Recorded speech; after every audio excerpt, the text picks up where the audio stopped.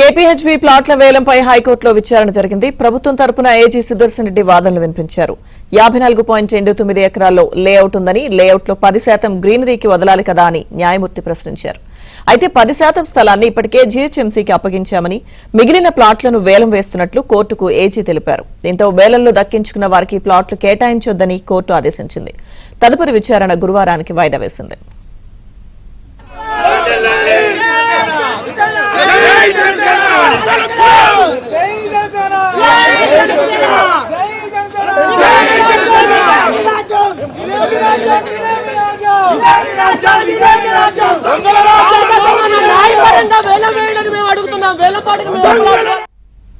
అంశానికి సంబంధించి పూర్తి సమాచారం మా ప్రతినిధి నుమాన్ అందిస్తారు. నుమాన్,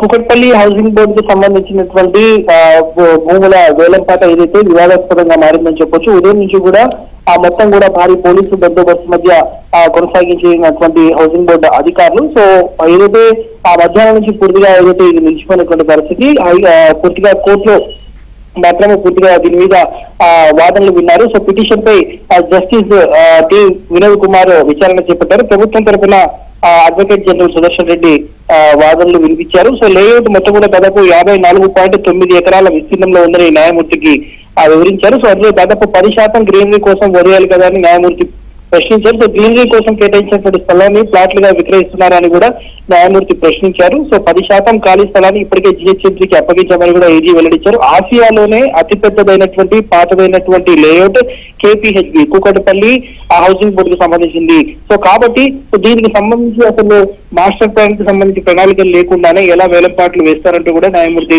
ప్రశ్నించినటువంటి పరిస్థితి. సో ఈ నేపథ్యంలో వీటన్నిటి మీద కూడా వాదనలు వెళ్ళిన తర్వాత సో లేఅవుట్ కి సంబంధించినటువంటి పూర్తి వివరాలు సమర్పించాలని ఆదేశించారు. తదుపరి విచారణ మాత్రం గురువారానికి వాయిదా వేశారు. ముఖ్యంగా ఏదైతే ఈ వేలంపాట్లో ప్లాట్లు దక్కించుకున్నటువంటి వాళ్ళ కేటాయింపులు మాత్రం చేయొద్దంటూ కూడా హైకోర్టు ఆదేశాలు జారీ చేసినటువంటి పరిస్థితి ఉందని చెప్పొచ్చు. వాస్తవానికి గత 10 రోజుల నుంచి కూడా ఏదైతే ఈ కూకట్పల్లి హౌసింగ్ బోర్డుకు సంబంధించినటువంటి భూముల వేలాన్ని నిలిపివేయాలి, దాన్ని అడ్డుకుంటామంటూ కూడా వైపు బీఆర్ఎస్ జనసేన నేతలు కూడా ఆందోళన చేస్తున్నారు. ఈ రోజు ఉదయం కూడా కాసేపు ఈ వేలం జరుగుతున్నటువంటి క్రమంలో కూడా జనసేన నేతల్ని అరెస్ట్ చేశారు. దాంతో పాటు బీఆర్ఎస్ ఎమ్మెల్యే స్థానిక ఎమ్మెల్యే మాధవరం కృష్ణారావుని కూడా హౌస్ అరెస్ట్ చేసినటువంటి పరిస్థితి ఉందని చెప్పొచ్చు. సో వరుసగా ఉదయం నుంచి కూడా పూర్తిగా ఒక వివాదాస్పదంగా మారిందని చెప్పొచ్చు ఈ భూముల వేలం. ఎట్టకేలకైతే అంటే ప్రస్తుతం వేలం పాట వేసినటువంటి భూములు ఏవైతే ఉన్నాయో మొత్తం కూడా 28 ప్లాట్లు ఇందులో ఉన్నాయి.